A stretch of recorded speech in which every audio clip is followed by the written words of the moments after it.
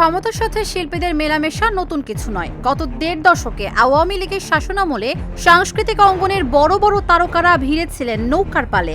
ওবায়দুল কাদের সহ হেভিওয়েট মন্ত্রীদের সঙ্গে শিল্পীদের ঘনিষ্ঠতা ছিল আলোচনার তুঙ্গে। মমতাজ, তারানা হালিম, সুবর্ণা মুস্তফার মতো তারকারা পেয়েছিলেন এমপি হওয়ার সুযোগ।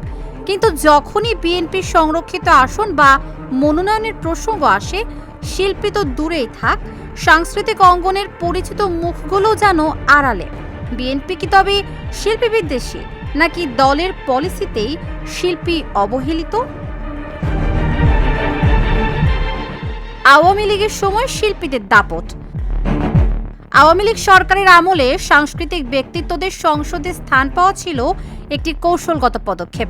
মমতাজ বেগম পরপর ৩ বার সংসদ সদস্য হয়েছেন। তারানা হালিম হয়েছেন তথ্য প্রতিমন্ত্রী। সুবর্ণা মুস্তফা, নুসরাত ইমরোজ তিশা বা অপু বিশ্বাস সবাইকে কোনো না কোনোভাবে আওয়ামী লীগের আয়োজনে দেখা গেছে। ওবায়দুল কাদেরের ঘনিষ্ঠ বৃত্তে শিল্পীদের আনাগোনা ছিল নিয়মিত বিষয়।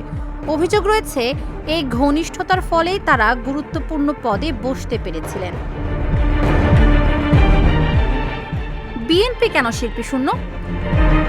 বিএনপি যখনই ক্ষমতায় ছিল বা আন্দোলনে ছিল, সাংস্কৃতিক অঙ্গনের বড় নামগুলো থেকেছে দূরে। সংরক্ষিত আসনেও বিএনপি পেশাদার শিল্পী বা সংস্কৃতি কর্মীদের চেয়ে দলের ত্যাগী নেত্রী বা আত্মীয়দের বেশি প্রাধান্য দেয়। বিশ্লেষকরা বলছেন, এর পেছনে কিছু কারণ রয়েছে। সাংস্কৃতিক পলিসির অভাব। বিএনপির সুনির্দিষ্ট কোনো সাংস্কৃতিক সেল বা তারকাদের দলে টানার আকর্ষণীয় পলিসি নেই। রাজনীতির ঝুঁকি। বর্তমান রাজনৈতিক পরিস্থিতিতে বড় শিল্পীরা ঝুঁকি নিয়ে বিএনপিতে ভিড়তে চান না। অন্দরমহলের দ্বন্দ্ব। বিএনপির তৃণমূল থেকে শীর্ষ পর্যায় পর্যন্ত অনেক ক্ষেত্রেই শিল্পীদের চেয়ে রাজনীতির মাঠের নেতাদের বেশি মূল্যায়ন করা হয়। বিএনপি কি তবে শিল্পী বিদ্বেষী? বিএনপির সমর্থক সাংস্কৃতিক সংগঠনগুলোর দাবি তারা শিল্পী বিদ্বেষী নয়, কিন্তু দলের মূল্যায়নের পদ্ধতিতে গ্ল্যামার গেমের চেয়ে দলের প্রতি আনুগত্যকে বেশি গুরুত্ব দেওয়া হয়। ফলে নাম করা শিল্পীরা সেখানে জায়গা পান না, শুধু কিছু ঘরোয়া শিল্পী থেকে যান।